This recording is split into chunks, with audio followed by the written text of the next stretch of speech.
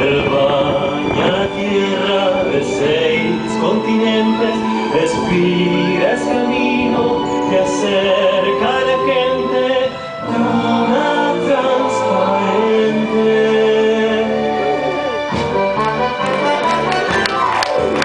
Yo amo el mar, yo amo el mar, me conmueve la hermosura de ese océano infinito, donde enormes criaturas y los seres más chiquitos se cobijan bajo tanta inmensidad.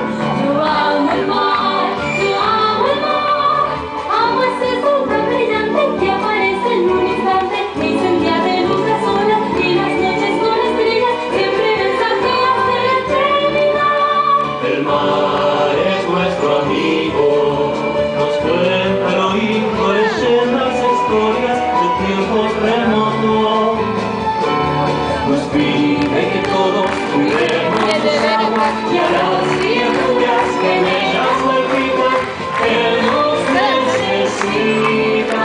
Yo amo el mar, yo amo el mar, amo la fuerza del viento, suena tibia y dorada, el rumor de la rompiente cuando el mar aparece y se cubre el silencio.